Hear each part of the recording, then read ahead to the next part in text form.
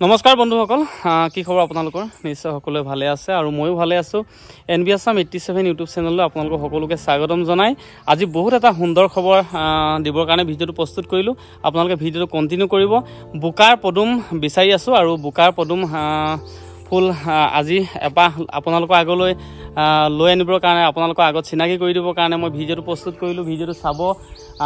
দেখিছে এই ঘৰখনৰ প্ৰায় আৰু এই ঠাইটুকুৰৰ প্ৰায় এটা সুনাম অৰ্জন কৰিবলৈ কাৰণে সক্ষম হৈছে এগৰাকী ছাত্ৰী। অসম হাইস্কুল শিক্ষান্তৰ পৰীক্ষাৰ ফলাফল ঘোষণা কৰাৰ লগে লগে এই ঘৰখনৰ উদলি মুদলি এটা পৰিৱেশ আৰু সেই পৰিৱেশৰ কিছু আনন্দ ল'বৰ কাৰণে, তেওঁলোকৰ খবৰ ল'বৰ কাৰণে মই আজি উপস্থিত হ'লোহি গোলাঘাট জিলা বকিয়াল নপাম গাঁৱৰ এই ঠাইটুকুৰাত।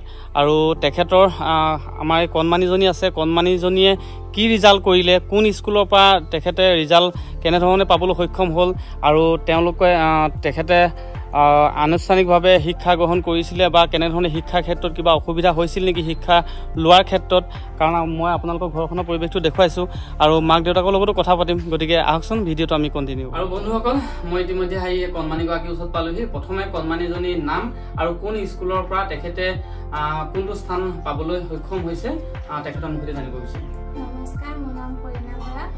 মই হাইস্কুল শিক্ষান্তৰ পৰীক্ষাত প্ৰথম স্থান পাবলৈ সক্ষম হৈছোঁ। মুক্তিযোদ্ধা দীনবন্ধু জাতি আদৰ্শ বিদ্যালয় বকিয়াল স্কুলৰ পৰা। আৰু তুমি মানে কোনটো স্থান পাবলৈ সক্ষম হৈছে আৰু টোটেল মাৰ্ক কিমান আৰু লেটাৰ বা ষ্টাৰ সকলোবিলাক আমাৰ এই ভিউৱাৰ্ছসকলক তুমি জনাই দিবা। প্ৰথম বিভাগত উত্তীৰ্ণ হৈছোঁ, ষ্টাৰ মাৰ্ক পাইছোঁ 78.66%, মুঠ নম্বৰ 472।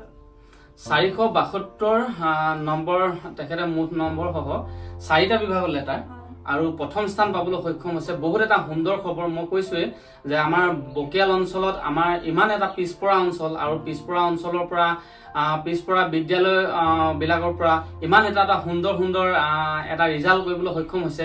আচলতে তোমাক প্ৰথমতে আমাৰ NB Assam 87 ইউটিউব চেনেলৰ তৰফৰ পৰা বহুত বহুত শুভেচ্ছা আৰু ধন্যবাদ জনাইছোঁ আৰু মৰম জনাইছোঁ, যাতে আগলৈও এনেধৰণৰ আমাৰ যিবিলাক বোকাৰ পদুম আমি আগবঢ়াই থাকিম আৰু এনেধৰণে তোমাৰ যিটো শিক্ষা লোৱা পদ্ধতি বা আমাৰ ভিউৱাৰ্ছসকলক আমি জনাম, কিন্তু যাতে এনেধৰণৰ আমাৰ যিসকল আমাৰ কণমানি আছে, যিসকলে নেক্সট বছৰ কাৰণে প্ৰিপেৰেশ্যন চলাব, তেওঁলোকৰ কাৰণে ভাল হ'ব।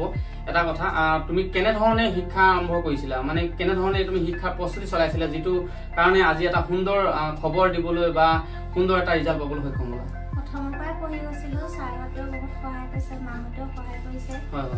যিখিনি কৰ্চৰ কিতাপ সেইখিনিয়ে পঢ়িছোঁ, বেলেগ একো কিতাপ পঢ়া নাই। নিজে নোটছ বনাইছোঁ। মানে তুমি যথেষ্ট মানে পঢ়াৰ ক্ষেত্ৰত গুৰুত্ব দিছিলা।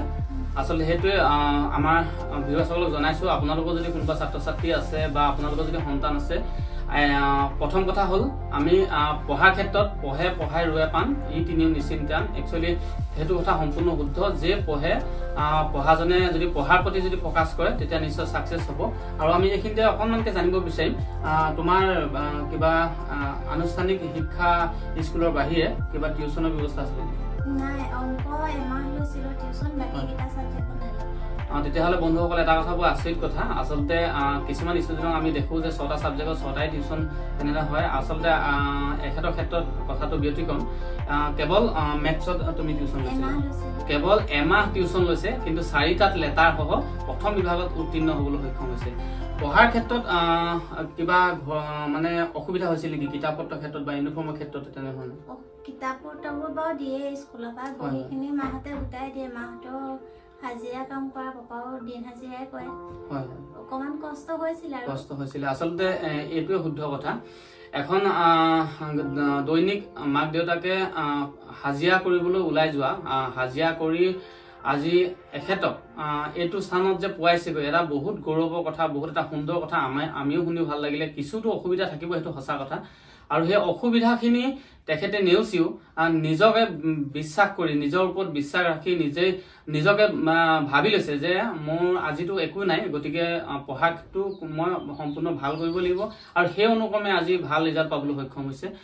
আৰু আমাৰ ভিউৱাৰ্ছসকলক মানে জানি ভাল পাব যে কিমান সময় তুমি কণ্টিনিউ কৰিছিলা পঢ়াৰ ক্ষেত্ৰত?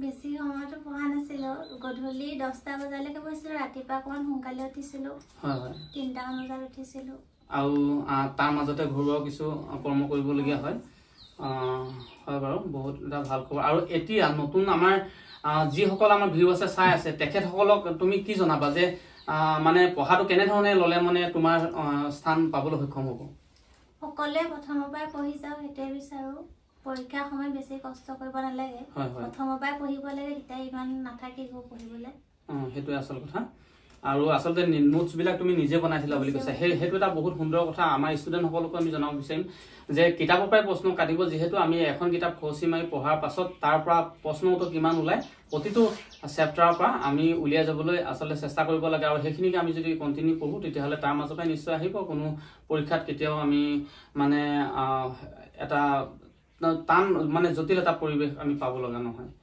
আৰু বৰ্তমান তুমি ক'ত পঢ়িম বুলি ভাবিছা আৰু কোন কলেজত অলপ জনাই দিবা মই গোলাঘাট টিআৰ কলেজত পঢ়িম বুলি দেৱৰাজ ৰায় কলেজত গোলাঘাট দেৱৰাজ ৰায় কলেজত আৰু বন্ধুসকল কণমানি গৰাকীৰ পৰা যথেষ্ট সুন্দৰ কথা আমি জানিব পাৰিলো আৰু যিখিনি কথাৰ পৰা আমাৰ উঠি অহা যিসকল কেণ্ডিডেট থাকিব যিসকল ছাত্ৰ ছাত্ৰী থাকিব বা আমাৰ যিসকলৰ এটা টকা পইচা যথেষ্ট থাকে তেনেকুৱা ছাত্ৰ ছাত্ৰীসকলৰ কাৰণে ৰিজাল্ট বহুত বেয়া হয় গতিকে সেইসকলে কি কাৰণে তেওঁলোকে ৰিজাল্ট ভাল কৰিব পৰা নাই আমাৰ এই কণমানি গৰাকীৰ পৰা আপোনালোকে জানিব পাৰিলে মই এইখিনিতে আৰু এটা কথা আগতে উল্লেখ কৰিছিলো আকৌ পুনৰ উল্লেখ কৰিছো পঢ়ে পঢ়াই ৰুৱে পাণ ই তিনিও নিশ্চিন্তান একচুৱেলি যদি পঢ়িব ইচ্ছা কৰিছে তেতিয়াহ'লে সম্পূৰ্ণ পঢ়া জেগা যদি ফকাছ দিয়া হয় তেতিয়া নিশ্চয় সেই ছাত্ৰ ছাত্ৰী উত্তীৰ্ণ হ'ব কণমানি গৰাকীক আমাৰ চেনেলৰ তৰফৰ পৰা বহুত বহুত শুভেচ্ছা জনাইছো মৰম জনাইছো আৰু ধন্যবাদ জনাই এখেতক বিদায় দিছো আৰু আমাৰ ইয়াৰ পাছতে আমাৰ মাক দেউতাক আছে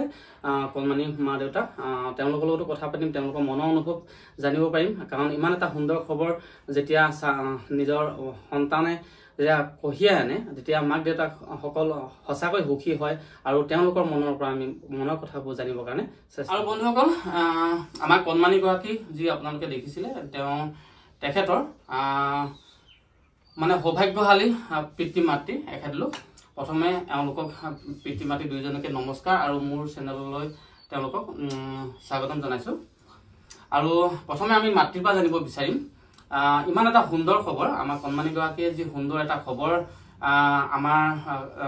আমাৰ অঞ্চলটোৰ কাৰণে আৰু এই ঠাইটুকুৰাৰ কাৰণে স্কুলখনৰ কাৰণে এটা গৌৰৱ কঢ়িয়াই আনিছে যিটো আমাৰ যি কণমানি গৰাকীয়ে যিটো ৰিজাল্ট কৰিছে সেইটো পাবলৈ বহুত কষ্ট কৰে বহুত চেষ্টা কৰে কিন্তু সেই স্থানত পাবলৈ সক্ষম নহয় গতিকে সেই ক্ষেত্ৰৰ পৰা আমাৰ মাতৃ আছে মাতৃৰ পৰা জানিব বিচাৰিম আপোনাৰ মনৰ অনুভৱ কেনেকুৱা কণমানি গৰাকীয়ে বহুত এটা সুন্দৰ খবৰ কঢ়িয়াই আনিছে এটা গৌৰৱৰ বিষয় আমাৰ এই অনুষ্ঠানটোৰ কাৰণে এই আমাৰ অঞ্চলটোৰ কাৰণে আপোনাৰ মনৰ অনুভৱ কেনেকুৱা মইতো খুবেই সুখী মই প্ৰথমতে ভবাই নাছিলো ফাৰ্ষ্ট ডিভিজনটো ধৰিব বুলি ভাবিছিলো এটা 4টা লেটাৰ ধৰিব সেইটো ভবা নাছিলো 4টা লেটাৰ সহ প্ৰথম স্থান হয় সেইটো যে হ'বগে ভবা নাছিলো কিন্তু ফাৰ্ষ্ট ডিভিজনটো যাব বুলি সেইটো আশা আছিল হয় হয় আৰু কণমানি গৰাকীৰ পৰা আমি জানিব পাৰিলো যে টিউচনো তেখেতৰ নাই মানে এটা মাহ কেৱল কৰিলে অংক এটা ছাবজেক্টো কমপ্লিট নহয় গতিকে আমি নাই বুলিয়ে ধৰি লৈছো আৰু টিউচন নোহোৱা ক্ষেত্ৰতো ইমান এটা সুন্দৰ ৰিজাল্ট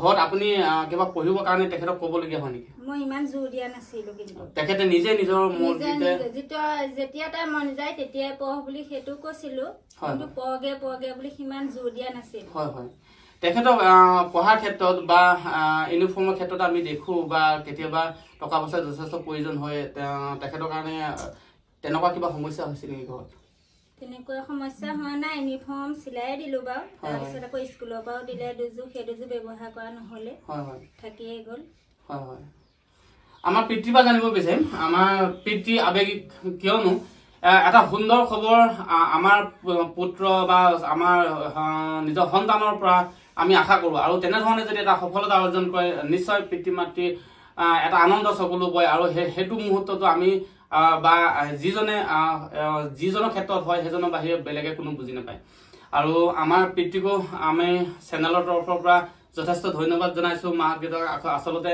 এনেধৰণৰ পুত্ৰ সন্তান সকলোৱে জন্ম হওক যাতে এটা অনুষ্ঠানৰ কাৰণে ঘৰখনৰ কাৰণে নিজৰ পিতৃ মাতৃয়ে গৌৰৱ এটা অনুভৱ কৰিব পৰা হয় আৰু আমাৰ পিতৃৰ পৰা জানিব বিচাৰিম আপোনাৰ মনৰ অনুভৱ কেনেকুৱা? মোৰ মনৰ অনুভৱ কিনো আৰু স্কুলখন আগবাঢ়ি যাওক, উঠি অহা ল'ৰা ছোৱালীবোৰ আগবাঢ়ি যাওক, জেগাটো উন্নত হওক। বহুত এটা সুন্দৰ কথা, তেখেতে আমালৈ প্ৰেৰণ কৰিছে। কেৱল এজন পিতৃৰ পৰাই নহয়, এই কথাটো হাজাৰজনৰ পিতৃৰ মুখেদি মই কৈছে বুলি মই ধৰি লৈছো। কিয়নো সঁচাকৈ এটা নিজৰ কণমানিজনী যেতিয়া নিজৰ সন্তান যেতিয়া কিবা এটা ক্ষেত্ৰত মানে গৌৰৱ এটা কঢ়িয়াই অনা হয়, তেতিয়া কেৱল অকল নিজৰ ঘৰখনৰ কাৰণেই যে এটা সুন্দৰ খবৰ সেইটো নহয়, অনুষ্ঠানটোৰ কাৰণে, নিজৰ গাঁওখনৰ কাৰণে আৰু নিজৰ ঠাইখনৰ কাৰণে এটা সুন্দৰ এটা বাৰ্তা, বহুত এটা সুন্দৰ কথা কৈছে। আৰু বৰ দেউতাক দেখিছে আপোনালোকে আৱেগিক হৈ আছে যথেষ্ট। আচলতে এই আৱেগিক এটা মানে শান্তিপ্ৰিয় আৱেগিক, যিটোক মই কৈছো অলপ আগত যে যিটো আমি ভাষাৰে বুজাব নোৱাৰো। আচলতে যেতিয়া এগৰাকী নিজৰ পুত্ৰ সন্তানৰ পৰা যেতিয়া এটা আশা কৰা হয়, সেই আশা কৰা মতে যদি তেওঁলোকে সফলতা অৰ্জন কৰে, সেইটো সমান আৰু পিতৃ মাতৃৰ কাৰণে সুখ কেতিয়াও আৰু হ'ব নোৱাৰে বেলেগ। গতিকে সেইটো ক্ষেত্ৰত আৱেগিক নিশ্চয় হ'ব। আৰু আমিও বিশেষ ভিডিঅ'টো দেৰি নকৰো, দীঘলীয়া নকৰো। আৰু এইখিনিতে আমাৰ ভিডিঅ'টোৰ যোগেদি জনাব বিচাৰিম, যিসকলে বৰ্তমান অসম হাইস্কুল শিক্ষান্ত পৰীক্ষাত অৱতীৰ্ণ হৈছে, বহুত তেওঁলোকলৈ মোৰ চেনেলৰ তৰফৰ পৰা সকলোলৈকে বহুত শুভেচ্ছা জনাইছো, মৰম জনাইছো। আৰু তোমালোক সকলোৱে আগবাঢ়ি যোৱা তাকে কামনা কৰিছো। কিনো কাক দিব পাৰিম বা সকলোকে দিব পৰাটো সম্ভৱ নহয়, তথাপিতো মনৰ পৰা তোমালোকক আশীৰ্বাদ কৰিছো যাতে সকলোৱে তোমালোকে আগবাঢ়ি যোৱা। আৰু আপোনালোককো মোৰ চেনেলৰ তৰফৰ পৰা পুনৰবাৰ ধন্যবাদ জনাইছো, মৰম জনাইছো।